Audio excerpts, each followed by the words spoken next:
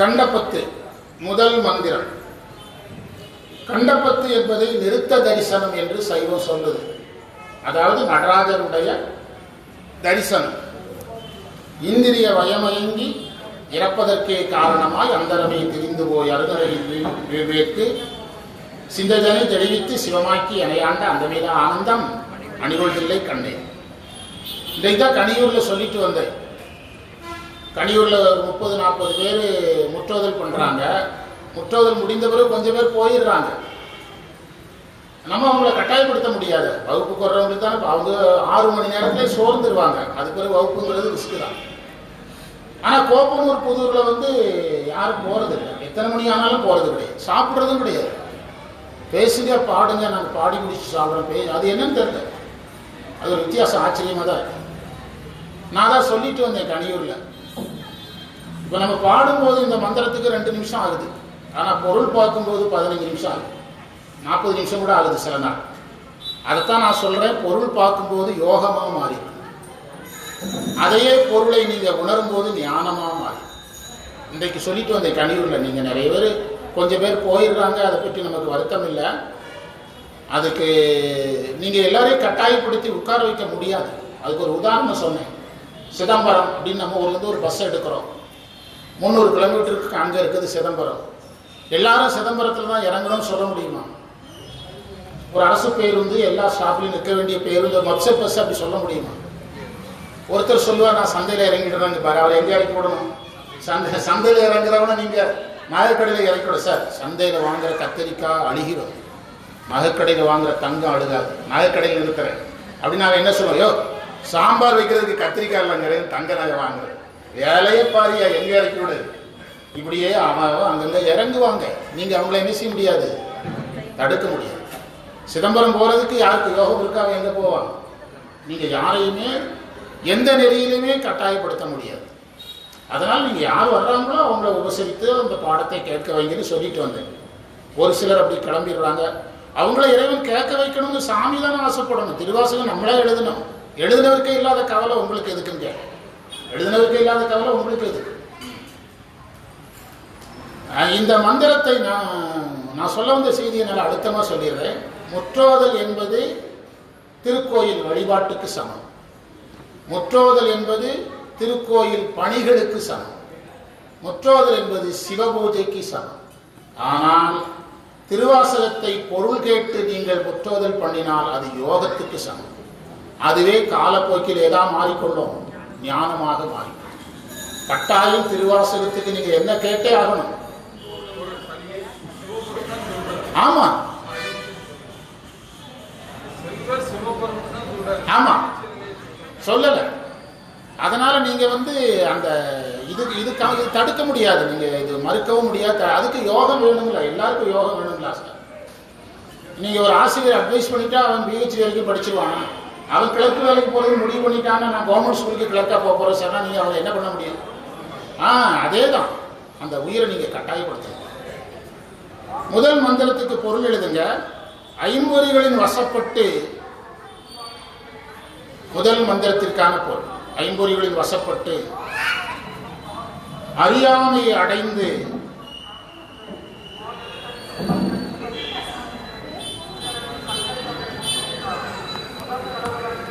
இறப்பதற்கு காரணமாகி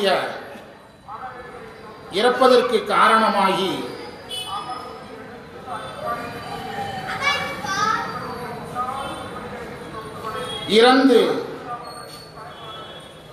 வானிலே அலைந்து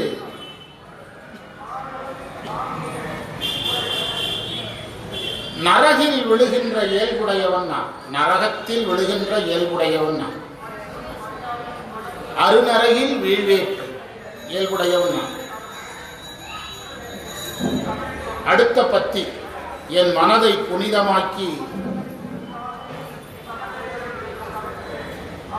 சிவமயமாக செய்து என்னை அடிமை கொண்ட. இன்னைக்கு கிருத்திகை ஆயிட்டுச்சு. அப்படியா? ஆமா, எல்லாம் மறந்து போச்சு. என்னை அடிமை கொண்ட முடிவில்லாத பேரின்ப வடிவமான பேரின்ப வடிவமான இறைவனை அந்தமிலா ஆனந்தம் அணிகள் தில்லை கண்டேனேங்கிறத நடராஜரை பார்த்தேன்னு பொருள் எடுக்கணும். அதான் பேரின்ப வடிவமான இறைவனை நான் தில்லையில் கண்டேன்.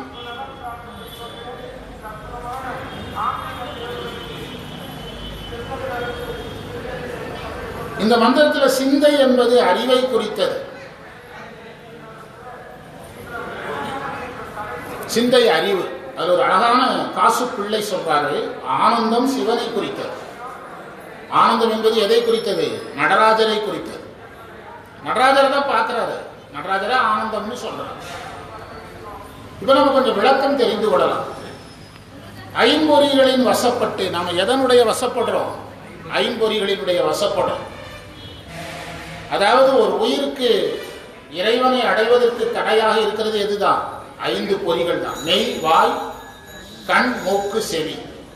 வஞ்சிப்ப நீத்தல் விண்ணப்பத்தில் சொல்றாரு பல இடங்கள்ல, வஞ்சிப்பங்கிறார். இன்றைக்கு அதுதான் பேசிட்டு வந்தேன். அது பதிஞ்சிருக்கிறோம். சிவா அது பதிஞ்சு உங்க செல்லுக்கு தான் வந்திருக்கு. நீங்க வாங்கி போட்டுக்கலாம். கொஞ்சம் அதில் எடிட் பண்ணணும். கொஞ்சம் சில விஷயங்கள் சும்மா பேசியிருப்பேன், அதை எடுத்துட்டு போட்டுவிடுங்க, எல்லாரும் கேட்கணும். ஐம்பொறிகள் வசப்பட்டு நாம இருக்கிறோம். அதாவது உடம்பு, இப்ப நம்ம ஃபேன் இருந்தா நல்லா இருக்கும் தோணுது, உடம்பு ஒரு இதுக்கு அடிமையாகுது. சுவையான உணவுக்கு என்ன செய்யறோம்? அடிமையாகிறோம். வாய், கண்ணால் என்ன செய்யறோம்? கண்ணால் எதையாவது பார்க்க விரும்புகிறோம். காதால் செல்போன்லயே அஞ்சையும் பார்க்கிறோம். நான் கண்ணீர்ல சொல்லிட்டு வந்தேன். கையில பிடிச்சிருக்கிற மெய், வாயால பேசிட்டு இருக்கிற வாய், கண்ணால பார்க்கிற கண்ணு. மூக்குக்கு மட்டும்தான் மிச்சம் இருக்குதோ? விட்டா மூக்கிலே ஒரு வைரஸ் அறிவானுங்க. ஒரேதான் மெய்வாய், கண்முக்கு, செவி எல்லாம். அதாவது சைவ சித்தாந்த தமிழ்ல ஒரு நடைமுறை இருக்கு. நான் 5 விஷயத்துல 4 சொன்னா எதை எடுத்துக்கலாம்? 5 எடுத்துக்கலாம். உபலக்கணம்னு ஒரு இலக்கணம் இருக்கு. ஐம்பொறிகளும் எதுக்குள்ள போச்சுது? செல்போன்ல போயாச்சு. உண்டா இல்லையா? அப்போ மெய், வாய், கண், மூக்கு, செவி, இந்த 5ல் ஏதேனும் ஒன்றாவது அல்லது 5மே நம்ம யார்கிட்ட போக விடாது? இறைவனிடத்துல போக விடாது. இந்திரிய வயம் மயங்கி இறப்பதற்கு காரணமாய். அதாவது இறப்பதற்கு காரணம்னா என்ன அர்த்தம்னா, பிறவா நிலையை அடையாமல் இறக்கிறான். அதாவது இறக்கிறது பெருசில்லை, எல்லாரும் இறந்துதான் ஆகணும். இறந்தா திரும்ப பிறக்கக்கூடாது. ஆனால் இந்த இறப்பு எப்படி இருக்கிறது? இறக்கிறான், மீண்டும் பிறக்கிறான். அதான் இறப்பதற்கு காரணமாய். அந்த இந்திரிய வசப்படும் போது நாம பாவங்களை செய்ய ஆரம்பிப்போம். நீங்க உலகில் நடக்கிற அத்தனை குற்றங்களையும் பாருங்க. இந்த 5ல் ஏதாவது ஒன்றுக்கு அடிமையாகி அதற்கு ஒரு தேவை ஏற்படும் போதுதான் இந்த குற்றங்களை செய்யறான். இந்த 5ல் ஏதோ ஒன்றுக்கு அடிமையாகிறான். மது பழக்கங்கள் எல்லாமே இந்த 5ல் தான் சேரும். ஏதோ ஒன்றுக்கு அடிமையாகிறான், அதற்கு தேவை ஏற்படுகிறது, கொலை செய்யறான், குற்றம் செய்யறான், திருடுறான், எல்லாம் பண்றான். நம்முடைய சமயம் கண்டுபிடித்த அரிய செய்தி, இந்த 5க்கு 5 தான் எல்லா பிரச்சனைக்கும் காரணம். என்னது? மெய், வாய், கண், மூக்கு, செவி. அது மூலமா இவன் பாவங்களை செய்யறான். ஆன்மீக பேரை சொல்றான். நீங்க அங்க உங்களுக்கு பேர் போட்டிருக்குதா? சரி சரி. அதாவது அது மூலமா இவன் பாவத்தை செய்யும் போது எங்க போக வேண்டியது வரும்? நரகத்துக்கு போக வேண்டியது வரும். எங்க போக வேண்டியது வரும்? நரகத்திற்கு போக வேண்டியது வரும். அவர் சொல்றாரு, ஐம்பொறி வசப்பட்டு. ஐம்பொறி வசப்படும் போதெல்லாம் அறியாமை வந்துடும். அதனாலதான் ஞானிகள் எதை கட்டுப்படுத்துறாங்க? ஐம்பொறிகளை நெறிப்படுத்துறாங்க. கட்டுப்படுத்துகிறார்கள் என்பதை விட நெறிப்படுத்துகிறார். ஐம்பொறிகளை கட்டுப்படுத்தக்கூடாது, நெறிப்படுத்தணும். எதையுமே நீங்க கட்டுப்படுத்துனீங்கன்னா அது பெரிய ரிசல்ட் தராது. நெறிப்படுத்தணும். நெறிப்படுத்துதல்னா இயற்கையா அந்த பண்புகளை நம்மகிட்ட என்ன செய்யணும்? கொண்டு வரணும். இயற்கையா கொண்டு வரணும். எப்பெல்லாம் நீங்க 5 பொறிகளுக்கு வசப்படுகிறீர்களோ அப்பெல்லாம் அறியாமை வரும். மறந்துடாதீங்க. அறியாமை வரும்போது தீய வினை வரும். தீய வினை வரும்போது நரகத்துக்கு போகணும். அவ்வளவுதான். இதுதான் மாணிக்கவாசகர் வைத்த ஒரு வரிசை முறை. அருநரகில் வீழ்வேற்கு, அப்படி நரகத்துக்கு போக வேண்டிய என்னை, என் அறிவை நீ தெளிவித்தாய்கிறார். சிந்தைதனை தெளிவித்து அப்படிங்கிறார். சிந்தைதனை தெளிவித்து என்பதை நீங்க எப்படி புரிஞ்சுவிடணும்? சைவ சமயம் சொன்ன படிநிலைகள் இருந்து வரணும். சரியை நிற்கணும், கிரியை நிற்கணும், யோகத்தில் நிற்கணும். எது முடிஞ்சது? தவம் முடிந்தது. அதற்கு பிறகு ஞானத்துக்கு போகணும், கேட்கணும், சிந்திக்கணும். அதான் சிந்தைதனை தெளிவித்து. அந்த மீனிங் தான் கரெக்ட். சிந்தை என்பதற்கு அறிவு என்று பொருளெடுப்பதை விட இந்த படிநிலையோட புரிஞ்சுவிடும். எல்லாருடைய சிந்தனையும் இறைவன் தெளிய வைக்க மாட்டார். இந்த சாதனம் செய்யாத யாருடைய சிந்தனையும் ஒரு நாளும் தெளிவுடையது. என்னெல்லாம் முடிச்சிருக்கணும்? சரியை என்ற திருக்கோயில் வழிபாடு, சரியை என்ற திருக்கோயில் பணி, அடுத்தது கிரியை என்ற பூஜை. பூஜை நீங்க தனியா செய்யணும், கம்பல்சரி பூஜை. யோகம் என்ற அக வழிபாடு. இந்த மூளையை நீங்க தொடர்ந்து செய்தால் அதற்கு பெயர் தவம். அது தவம். அதற்கு பிறகு நீங்க ஞான பாதைக்கு போகணும். எடுத்தோடனே எதுக்கு போகக்கூடாது? ஞான பாதைக்கு போகக்கூடாது. என்கிட்ட நான் ஒரு சொற்பொழிவு அக்டோபர்ல தொடங்க போறேன். அக்டோபர்ல ஒரு சித்தாந்த வகுப்பு தொடங்க போறோம். பொது வகுப்பு நம்ம தனிப்பட்ட முறையில் தொடங்க போறோம். அதுல என்கிட்ட ஒரு டிமாண்ட் வச்சாங்க, ஜூம் மீட்டிங்ல வர்றீங்களா? நாங்க எதுக்கு ஜூம் மீட்டிங்ல வரணும்? ஜூம் மீட்டிங்ல வர்றது பெருசு. நீங்க வர்றவங்க எல்லாம் எப்படி இருப்பாங்க எனக்கு தெரியணும்ல. இப்போ நான் பேசும்போது உங்களை எல்லாம் எட்டி பார்க்கறேன்ல. டீச்சர் பாயிண்ட்டை கேட்ச் பண்ணிட்டாங்களா சொல்லிடுவாங்கன்னு அவங்கள எட்டி பார்க்குறேன். இவர் எட்டி பார்க்குறேன். திருவாசகம் பாடுறவர் அவருக்கு போய் பாயிண்ட் சேர்ந்துட்டான்னு பார்க்குறேன். இவங்கிட்ட சொல்கிற வேலையை இவங்கிட்ட சொல்கிறேன். நீங்கள் இவன் அவன் எப்படியாவது அவன் உங்களை விட ஞாபகம் அவன் கண்ணில் தெரியுது. நீங்கள் அவனை ஓண்டிகிட்டே இருக்கிறத பார்க்குறேன். அப்போ எல்லாத்தையும் நான் என்ன செய்யணும்? அவன் ஜூமில் ஆன் பண்ணி விட்டுட்டு அவங்களோட சாம்பார் வைக்க போயிட்டாங்கன்னா நான் வரலன்ட்டேன். நான் வரல. முதல்ல எங்கே வர சொல்லுங்க? நேரில் வர சொல்லுங்க. அப்படியானால் நம்முடைய கற்பித்தல் முறையே வேற. என்ன சொல்றோம்? சரியையிரு, கிரியையிரு, யோகம் இரு, ஞானத்துக்கு வா. முதல்ல கேளு. எப்படி கேட்கணும்? நேருக்கு நேர் கேளு. கேட்டல். அது பிறகு கேட்டதை என்ன செய்ய? சிந்தனை பண்ணிப்பார். எப்பொருள் யார் யார் வாய் கேட்பினும் அப்பொருள் மெய்ப்பொருள் காண்பதற்கு. எப்பொருள் எத்தன்மை தாயினும் அப்பொருள் அதை நீ சிந்தனை பண்ணு. நான் சொல்லிட்டேங்கிறதுக்காக நீ என்ன செய்ய வேண்டாம், நம்ப வேண்டாம்.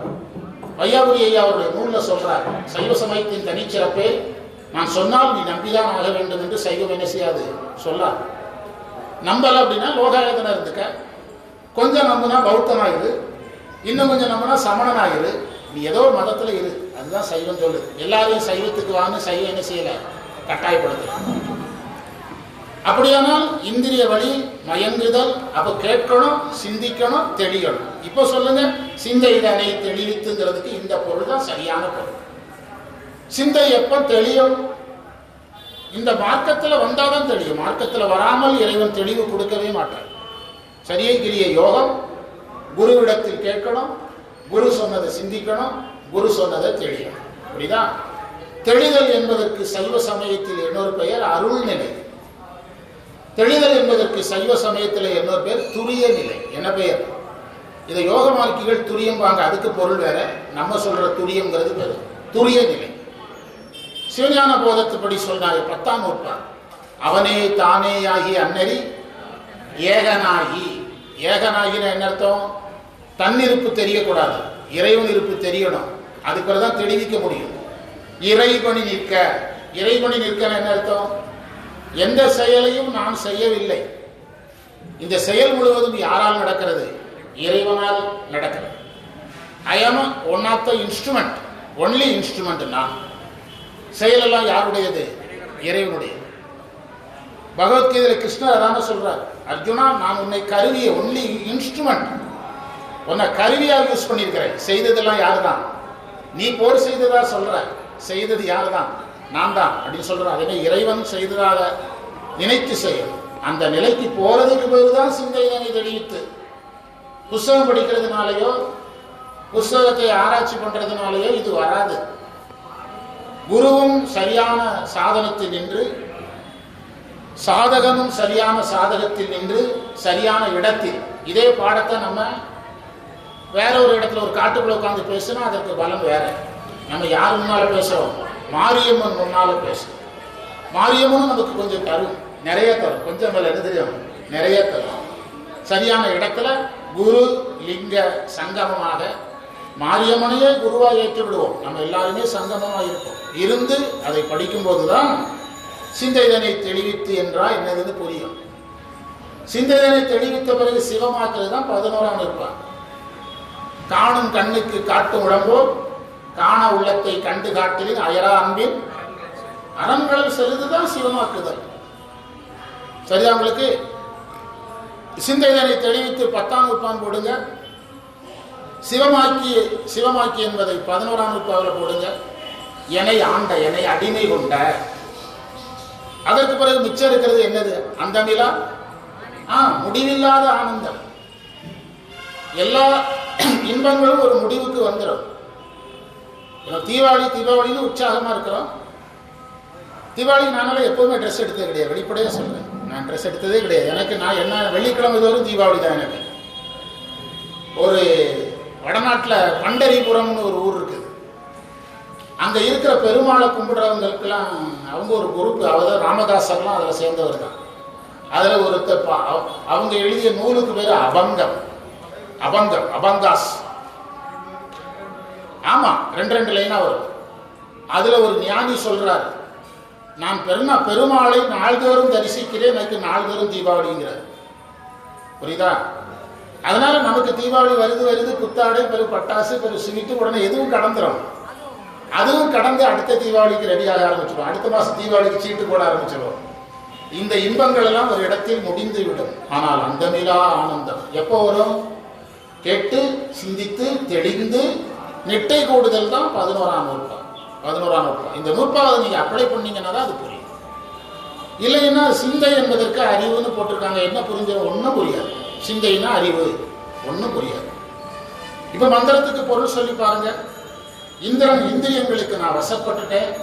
அப்ப மாணிக்கவாசகர் நமக்கு என்ன சொல்றாரு? எதற்கு வசப்படக்கூடாது? இந்திரியங்களுக்கு வசப்படக்கூடாது. அதாவது நம்ம இந்திரியங்களுக்கு வசப்படுகிறோங்கிறத எப்படி புரிஞ்சுக்கிடணும்னா, அதை நான் அடிக்கடி சொல்லுவேன். சாதாரணமாக டூர் போகும்போது வேன்ல இருந்து இறங்கி பேக்கரியில் டீயை குடிங்கன்னா, டீ அவன் போட்டு கொண்டு வர்றதுக்குள்ளேயே 1/2 மணி நேரம் ஆயிடுது. டீச்சர் டீ 25ன்னா வேலை முடிஞ்சது. ஆர்டர் எப்படி இருக்குது? சக்கரை தூக்கலா ஒரு டீ, சக்கரை கம்மியா ஒரு tea, strong tea, light tea, சுக்கு காப்பி, பிறகு மல்லி காப்பி, லெமன் டீ, இப்படியே லிஸ்ட் நீளுது. அதுக்குள்ளேயே ஒரு தடவை நாங்கள் இங்கிருந்து புளியம்பட்டி போகிறதுக்கு 1/2 மணி நேரம் லேட்டு. ஒரே ஒரு ரீசன் தான், பேக்கரியில் வண்டி நிறுத்தினது. எதற்கு அடிமையானது? டீக்கு அடிமையானது. கடைசியில் ரீச் ஆக முடியலை, அந்த நேரம் கடந்து போச்சு. எப்படியே சமாளிச்சுட்டு வந்தோம். நான் அண்ணாமலை பற்றி பேசுன ஞாபகம் இருக்காது. அப்போ இந்திரியம் மயங்குகிறோம். இது அவ்வளோ ஈஸியாலாம் விட முடியாது. மாணிக்கவாசகர் சொல்றாரு, ட்ரை பண்ணணும். அவ்வளோதான் சொல்றாரு, ட்ரை பண்ணணும். ஒரு நாளைக்கு 4 டீ குடிக்கிற பழக்கம் இருந்தால் 1 டீயா குறைங்களேன், 3ஆ குடிங்க. அடுத்த தீபாவளிக்கு 2ஆ குறைங்க. அப்படி கொஞ்சம் கொஞ்சமா குறைங்க, திடீர்னு குறைச்சிடாதீங்க. இறப்பதற்கே காரணமா இந்திரியத்துக்கு மயங்குகிறான். அதற்கு பிறகு அவனுக்கு மீண்டும் இறப்புனா மீண்டும் பிறக்க போறான்னு அர்த்தம். காரணமாய் தீவினை செய்திருவான். இந்திரியத்துக்கு மயங்கும் போதெல்லாம் தீவினை செய்திருவான். மறந்துடாதீங்க, டிவியில வர்ற அத்தனை குற்றங்களுக்கு பின்னாலும் மெய்வாய் கண்மூக்கு செவியில ஏதோ ஒண்ணு இருக்கும். அவன் ஏதோ ஒரு தீய பழக்கத்துக்கு அடிமையாகாமல் அந்த குற்றங்களுக்கு அவன் என்ன செய்ய மாட்டான், போக மாட்டான். அந்தரமே திரிந்து போய் நான் வானின் வழியாக அலைந்து பாருங்க. நரகத்துக்கு போறவங்க எப்படி போவாங்கன்னு மாணிக்கவாசகர் சொல்றார். வான்ல அலைவாங்கிற, அலைந்து போவோம். சிலர் துன்பம் தாங்க முடியாம தற்கொலை பண்றாங்கல்ல. எனக்கு உபனிஷத் சொல்லி கொடுத்த குரு சொல்லுவாங்க, அதுக்கு பிறகுதான் அந்த உயிர் ரொம்ப வேதனைப்படுமா. அதுக்கு பதிலாக என்ன செய்திருக்கலாமா, வாழ்ந்திருக்கலாம். அதுக்கு பிறகுதான் ரொம்ப வேதனைப்படுமா. அந்த முடிவுக்கு அந்த உயிரை என்ன செய்யக்கூடாது, போகக்கூடாதுன்றாங்க. அந்த அலையும், அந்த அலைந்து திரியும் அந்த உயிர் அப்படின்னு சொல்லுவாங்க. அலைந்து போய் நரகத்தில் விழுகிறது. அந்த உயிர் தீவினை காரணமாக நரகத்தில் விழுது. மாணிக்கவாசகர் அவரை பற்றி சொல்லல, யாரை பற்றி சொல்ற, நமக்கு பாடம் எடுக்கிறார். இந்திரிய வசப்படாத, அறிவு போயிடும், தீவினையை செய்வ, நரகத்தில் விழுந்துருவ அப்படின்னு எச்சரிக்கிறார். நீ அதுல இருந்து தப்பிச்சுட்டன்னா இறைவன் உன்னுடைய சிந்தையை தெளிவிப்பார். சிந்தையை தெளிவிப்பார்னா ஒரே நாள் ராத்திரி திடீர்னு அப்படியே வேல் வச்சு நாக்கில் எழுதிட மாட்டார். அதுக்குதான் அந்த ப்ராசஸ் சொன்னேன். என்ன ப்ராசஸ்?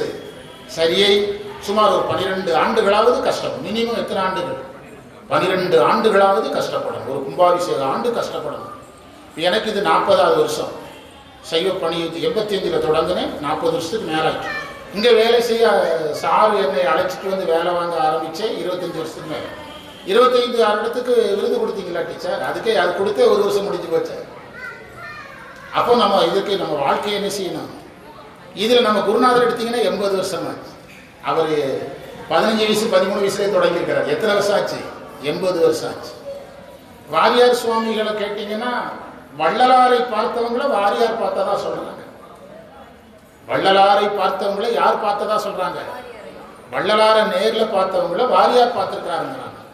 இப்படி ஞானிகள் 50 ஆண்டு 60 ஆண்டு 80 ஆண்டு என்று செலவழித்து அடையப்படுவதுதான் பரம்பொருளை தவிர திடீர் என்று யாரை அடைய முடியாது, இறைவனை அடைய முடியாது. ஒரு சாதாரண வேலை கிடையாது. சிந்தைதனை தெளிவித்து அவர் ஒரே வார்த்தையில் சொல்லிட்டாரு. ஆனா ப்ராசஸுக்கு மினிமம் ஆண்டுகள் நான் சொன்ன மினிமம் 12 வருஷம் சொன்னேன். சித்தாந்த பாடசாலையில் எத்தனை தடவை படிக்கிற வருஷம்? 6 தடவை. அப்போ ஓரளவு ஏற்றுக்கொள்ளலாம். என்ன சொல்றீங்க? திருமுறையில் ஒரு 6 தடவை படிக்கிற ஆண்டு, அப்போ உங்களுக்கு மினிமமா இருக்குங்கிறதுனால தான் எத்தனை வருஷம்னு 12 வருஷம்னு சொன்னேன். சிந்தைதனை தெளிவித்து சிவமாக்கி என்பதற்கு என்ன பொருள்? பேரின்பத்தை அனுபவிக்க வைத்து என்று பொருள். யாரும் சிவமாக முடியாது. பரம்பொருள் எத்தனை? ஒன்று என்றது ஒன்றேகான் ஒன்றே பதி, ஒன்று என்ற நீ பாசத்தோடு உழைகான். சிவஞான போதத்தில் 2ஆம் நூற்பாவில் வெண்பா சொல்லுது, ஒன்று என்றது ஒன்றேகான் ஒன்றே பதி. கடவுள் ஒன்றே குலம், ஒருவனே கடவுள். ஒருவனே தேவன்னா ஒருத்தன் தான் கடவுள். அதனால சிவமாதல் என்பதன் பொருள் யாரை அனுபவிப்பது?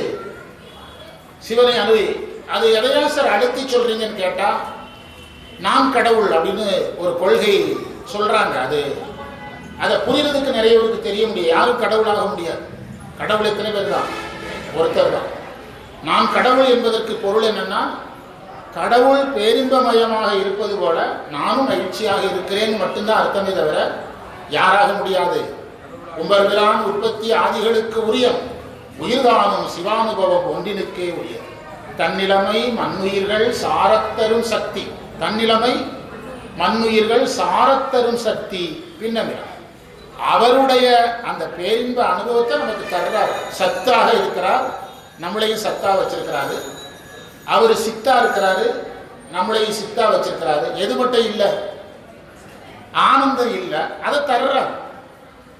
சத்து சித்து ஆனந்தம் இறைவனுக்கு உண்டு, நமக்கு உண்டு. ஆனால் நம்ம யாராக முடியாது, இறைவனாக முடியாது. ஒன்று என்றது ஒன்றே கான் ஒன்றே பதி, ஒன்று என்ற நீ பாசத்தோடு உழைகான். நீ நானும் கணவன் ஒன்னான்னு கேட்கிற, உனக்கு மலமெல்லாம் இருக்குது. யாருக்கு மலம் இல்லை? இறைவனுக்கு இல்லை. இது சாஸ்திரம் சொல்லும். சிவமாக்கி எமையாண்ட அந்தமிலா ஆனந்தம். நடராஜரை பார்த்தது அவருக்கு எப்படி இருந்ததா? அந்தமிலா ஆனந்தம். நடராஜர் அவருக்கு அந்தமிலா ஆனந்தமா தெரிஞ்சுக்கிறார். நமக்கு எப்படி தெரிகிறாரு? நமக்கு அவர் ஒரு செப்பு திருமேனியா தெரிகிறார். அந்தமிலா ஆனந்தம்னா அடுத்த தளத்துக்கு போக வேண்டியது இல்லையா? நம்முடைய யாத்திரை பட்டியல்ல செவ்வாய்க்கிழமை காலையில் கிளம்புறோம். புதன்கிழமை நடராஜர் வழிபாடு 10 மணிக்கு 11 மணிக்கு நடராஜர் கும்பிட்டு கிளம்பிடுறோம்ல. அந்தமிலா ஆனந்தமா இருந்தா என்ன செய்வீங்க? அங்கே இருக்கணும்ல, இருக்க மாட்டேங்கிறீங்களா? எங்க கூட ஒரு அம்மா முதல்ல யாத்திரைக்கு வருவாங்க. நடராஜர் முன்னால் நின்று பயங்கரமா பாட்டு பாடிக்கிட்டே இருப்பாங்க. நாங்க அந்த அம்மாவை கஷ்டப்பட்டு கிளப்பி வண்டியில கொண்டு ஏற்றி விட்டுட்டு இந்த சைடு வரக்குள்ள திரும்ப நடராஜர் முன்னால் வந்துட்டோம். அது நமக்கு எவ்வளவு பரவாயில்ல. அந்த அம்மா நம்ம ஊருக்காரங்க தான், தேவார பாடசாலையில் இருந்தாங்க, நல்லா பாடுவாங்க. அப்போ அந்த மேல ஆனந்தம் யாருக்கு வரல? யாருக்கு வந்தது? நமக்கு நடராஜராக தெரிந்தார், அவருக்கு ஏதாவது தெரிந்தார், அந்த விழா ஆனந்தமா தெரிந்தார். உண்மை விளக்கத்துல 31வது மந்திரத்துல தான் நடராஜர் வர்றாரு. திருவாசகத்துல எப்போ நடராஜர் வர்றாரு? திருவாசகத்துல எப்போ நடராஜர் வர்றாருங்க? 31 தான் வர்றாரு. அங்க 53 மந்திரம், இங்க 51 பதிகம். அங்க வாழ்த்து கடைசி மந்திரத்தை கழிச்சிட்டீங்கன்னா இதுவும் உண்மை விளக்கமே எத்தனை தான்? 51 தான். கழிச்சு பார்த்தீங்கன்னா என்னமோ ஒரு கட்டமைப்பு இருக்குது.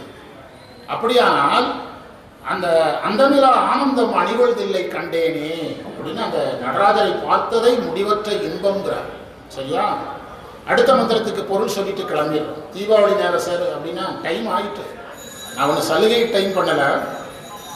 நான் போன வாரம் தான் சொன்னேன், நாங்கள் பள்ளிக்கூடத்தில் வேலை பார்க்கும்போது ஹெச்எம்கிட்ட போய் சார் மழை வர்ற மாதிரி இருக்குது, நான் மழை வருதுன்னா மணி அடிச்சுட்டு போங்க சார், என்ன ஆகிரும் அப்படின்பாரு. சிலர்களை இன்சார்ஜ் டீச்சர் இருப்பாங்க, அவங்ககிட்ட போய் டீச்சர் மழை வர்ற மாதிரி இருக்குது அப்படின்னா ஸ்பெஷல் கிளாஸ் எத்தனை மணிக்கு முடியுது? 5 மணிக்கு. 4:55க்கு மணி அடிச்சிருங்க அப்படின்பாங்க. நான் சொல்லுவேன், அந்த அம்மா இருந்தால் நான் வரலப்பா. அந்த அம்மா 5 நிமிஷம் சலுகை எத்தனை மணி நேரம் சலுகை மாதிரி பேசுறாங்க. ஆமாம், ஆனால் அது ஹெச்எம் இருக்கும்போது நாங்கள் வேணும்னு என்ன செய்வோம்னா 2 பேரை கிரவுண்டில் இறக்கி விட்டு இப்படி வானத்தை எட்டி பார்த்துட்டே நிற்பாங்க 2 பேர். என்ன சார் என்ன பண்ணிட்டு இருக்கிறேன் சார்? மழை வர மாதிரி இருக்குதான் சார்.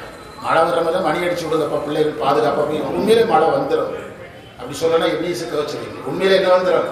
மழை வந்துடும். அப்போது நம்ம டைம் ஆகிட்டு ஒன்றும் பெருசு இல்லை, பொருள் மட்டும் பார்த்துட்டு கிளம்புறோம். நிறைவு பண்ண போகிறோம். ஆன்மீக பேரவை தலைவருடைய அந்த தொகுப்புரையோடு நம்ம கிளம்பலாம். அடுத்த மந்திரத்துக்கு பொருள் சொன்னால் கிளம்பலாம். எழுதுங்க.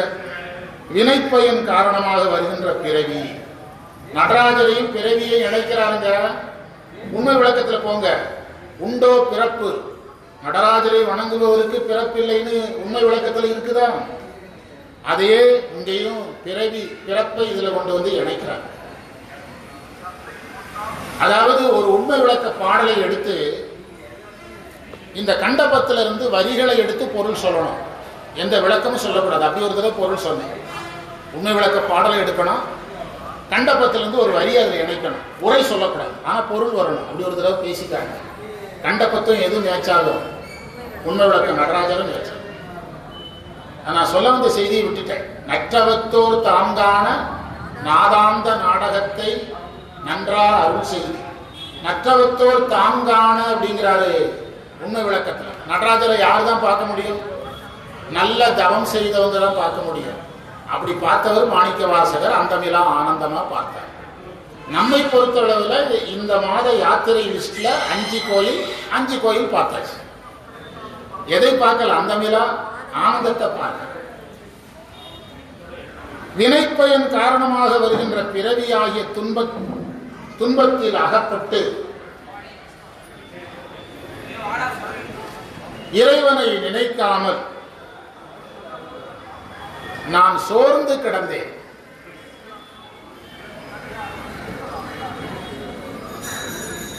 நீ பெரியவன், என்னை ஏற்றுக்கொண்டாய். நீத்தல் விண்ணப்பத்தில் தகையோன்கிற வார்த்தை அடிக்கடி வருது.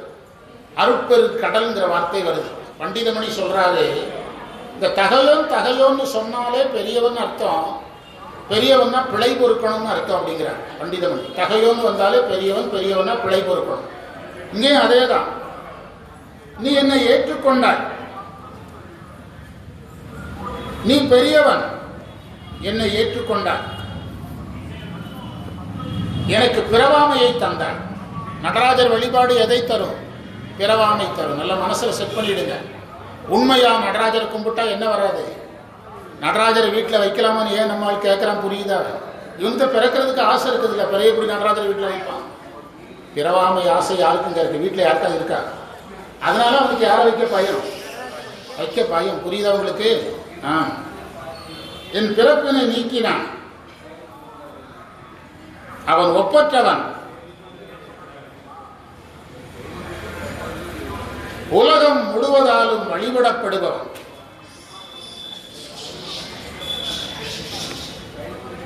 அவனை நான் தில்லையில் கண்டேன். 7:56 தானுங்க. அட்வான்ஸா வகுப்பு நிறைவு பண்ணியாச்சுங்க. புரியுதா? தில்லையில் கண்டேன். அடுத்த வகுப்புல நம்ம தொடருவோம். 2வது மந்திரத்துக்கு பொருள் சொல்லியிருக்கிறோம். ஆன்மீக பேரவை தலைவருடைய தொகுப்புரையோட நிறைவு செய்யலாம். இன்னைக்கு அனந்தகிருஷ்ணன் சார் சொற்பொழிவு தானே? செஞ்சேரி மலைக்காரர், செஞ்சேரி மலை சாமியுடைய உதவியாளர் அனந்தகிருஷ்ணன்.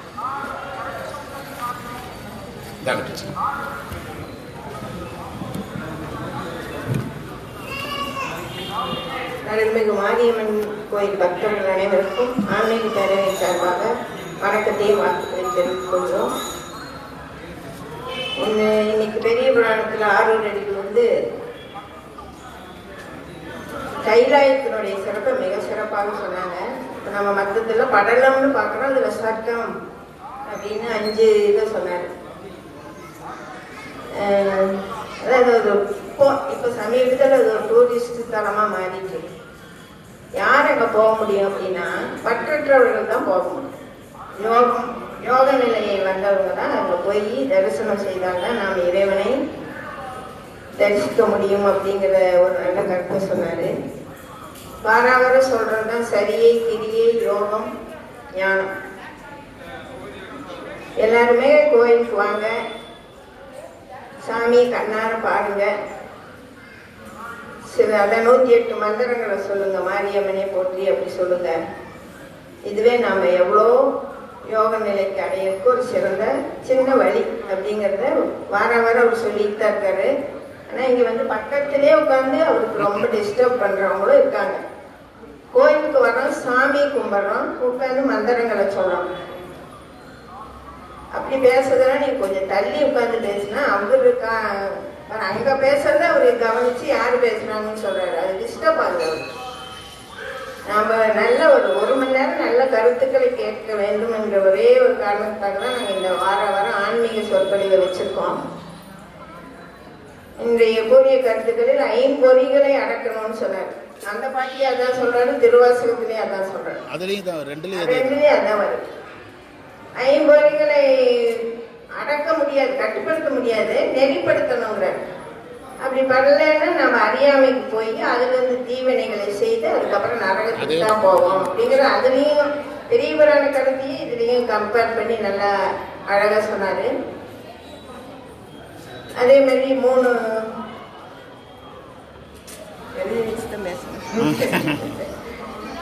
முனிவர்கள் சுத்தி யாரு முதல்ல அவங்க அஞ்சலி செலுத்துறாங்க. அடுத்தது ஆடிப்பாடுது, அவங்களுக்கு ஆடிப்பாடி வாழ்த்தி வணங்குவோம். அந்த ஒவ்வொரு பாட்டிலையும் வந்து வாழ்த்தி வணங்குவோம் அப்படிங்கிறது ஆடிப்பாடி அவங்க இறைவனை பிரம்மதேவர் போய் அவங்களுக்கு பின்னாடியே நின்னார். இருந்தாலும் அவரால் உடனே நம்ம சாமி கும்பிட முடியல. யோக நிலையை நம்ம அடையணுங்கிறது ஒரு நல்ல கருத்து சொன்னாரு. எல்லாரும் உடனே நம்ம இறைவனை அடைய முடியாது. நம்ம பற்றுகளை நீக்கணும். அப்படியே இமயமலை இது கைலாசத்துக்கு போகணும்னா பற்றற்ற நிலையில் தான் போகணும். உடல்நிலையை பொறுத்து ஒரு 70 வயசுக்கு மேலே நடக்கவெல்லாம் முடியாது. அப்போ நம்ம உடல் அங்கே போகிறதுக்கு தகுதியாக உடம்ப நம்ம தயார்படுத்திக்கிட்டு கைலாயத்துக்கு போகணுங்கிறது நல்லா சொன்னார். அந்த வெயில், அதாவது சூரியனுடைய ஒளியில அது நல்ல மஞ்சள் நிறமா தெரியும், பனியில வெள்ளை நிறமாக தெரியும். அதையும் நல்லா கரெக்டா சொன்னாரு.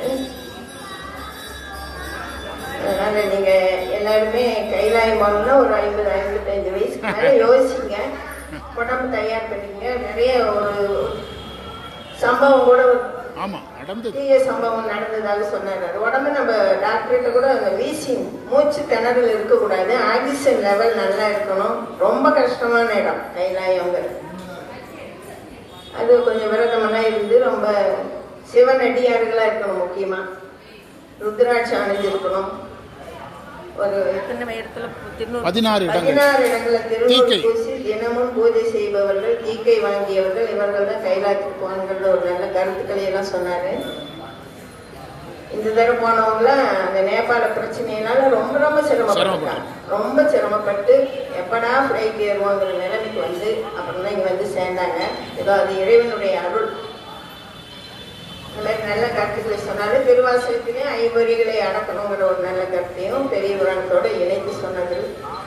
6 அடிகள் நீலாயில் நிறை செல்வம் உயர் புகழ் மெய்ஞானம் பெற்று மாரியம்மனின் அருளோடு மேன்மேலும் உயர வேண்டும் என்று கூறி வருகின்ற 10 நாள் தீபாவளி வருவதனால எல்லா சிவனடியார்களுக்கும் பக்தர்களுக்கும் தீபாவளி நாள் வாழ்த்துக்களை கூறி இதுவரை அமைதி காத்திருந்த உங்களுக்கு நன்றியை தெரிவித்து விடைபெறுகிறேன். நன்றி, வணக்கம். ஆன்மீக பேரவை தலைவர் அவர்கள் இன்றைய சொற்பொழிவு முழுவதையும் நன்றாக தொகுத்து சிறப்பாக சொன்னாங்க. அதாவது சைவத்தில் ஞான மார்க்கம் தான் கடைசி மார்க்கம். அந்த மார்க்கத்தை கடைபிடிக்கணும். நம்ம எல்லாருமே சித்தாந்த மாணவர்களாக இருக்கிறதுனால அதனுடைய எல்லையை சொல்றோம், அதனுடைய கடமை. ஆனால் அந்தந்த வழிபாட்டு நிலையில் உள்ளவர்களுக்கு அதற்குரிய அருள் என்ன செய்யும், கட்டாயம் கிடைக்கும். ஆனால் ஒருத்தர் தீவிரமா தேடுறாருன்னு வச்சுடுங்களேன், அவருக்கு இந்த வழிகாட்டுதல் காட்ட ஆளுன்னா இது பாடமா இருக்கும். அவர் சித்தாந்த வகுப்புக்கு வரமாட்டாரு. ஆனா அவருக்கு சிவனை அடையணும் என்ன வழின்னா அந்த வழிமுறைகளை சொல்லி கொடுக்கறதுக்கு நூல்கள் எல்லாம் இருக்காது. இன்னைக்கு கனியூருக்கு ஒரு அம்மா புதுசா வந்தது. திருவாசகத்தை நான் வாட்ஸ்அப்பில் படித்து பார்த்தேன், அதில் படித்து பார்த்தேன், இதில் கூட ஒன்றுமே புரியலை சார் அப்படின்னு நம்ம சிவனடியார் யார்ட்டையும் சொல்லியிருக்காங்க. நீங்கள் வகுப்புக்கு வாங்க புரியுன்னு இருக்காங்க. அந்த அம்மா கேட்டுட்டு அப்படி சந்தோஷப்பட்டு போகுது. என்ன காரணம்னா சித்தாந்த வழிதான் இதை என்ன செய்ய முடியும், சொல்ல முடியும். ஒரு பெரிய பிசினஸினுடைய ரகசியத்தை ஒரு பெரிய பிசினஸ்மேன் தான் சொல்ல முடியும். இது ஆதீனம் வழியா நமக்கு வருது, வந்ததை நம்ம மற்றவங்களுக்கு கொடுக்குறோம். ஆனா அதே சமயத்துல இந்த கோயிலுக்கு வர்றவங்களுக்கு அவங்க என்ன தேடுறாங்களோ அதை இந்த மாரியம்மன் திருவருள் கொடுக்கும். நாம உடனடியா சாமிகிட்ட போய் எனக்கு பிறவாமை தாங்க, நான் கையிலைக்கு வாருன்னு சொல்லலை. நம்ம அன்றன்றைக்கு என்ன விண்ணப்பம் செய்கிறோமோ, நான் மாரியம்மனை கும்பிடும்போது அன்றாட விண்ணப்பங்களை எல்லாம் சொல்றேன். வகுப்புகள் நல்லா இருக்கணும், மாணவர்கள் நல்லா இருக்கணும், குடும்பத்தில் குறைகள் இருக்கிற அந்த விண்ணப்பங்களை எல்லாம் வைக்கிறோம். சாமி என்ன செய்து நிறைவேற்றி கொடுக்கும். இதையெல்லாம் சிறப்பாக தொகுத்து சொன்ன ஆன்மீக பேரவை தலைவர் அவர்களுக்கு நன்றியை சொல்லி, அந்த அதுபோல அனைவருக்கும் நன்றியை சொல்லி நாம் நிறைவு செய்வோம். வாழ்த்து சொல்லி நிறைவு செய்வோம். ஒரு வாழ்த்து சொல்லு. அதை ஃபோட்டோ எடுத்து போடுவோம். தம்பி பாடுறானா? சரி, இன்னைக்கு வேணா அவனுக்கு விட்டுருக்கண்ணா. இந்தா ஓவர் ஆர்வத்தில் தான் இருக்கிறான் அவன். வா பாடு, அவன் கூட சேர்ந்து பாடுறியா? என்ன பாட்டு பாடுற? அவன் சரி, அப்போ சேர்ந்து பாடுங்க 3 பேரும். பாடு பாடு, 3 பேரும் சேர்ந்து பாடுங்க. பாடு, மைக்கை பக்கத்தில் வைக்க. பாடுங்க. சேர்ந்து சொல்லுங்க, போட்டோ எடுத்து போடுங்க. மதிவளம் சுருக்கன் மறை அரங்கள் ஓங்க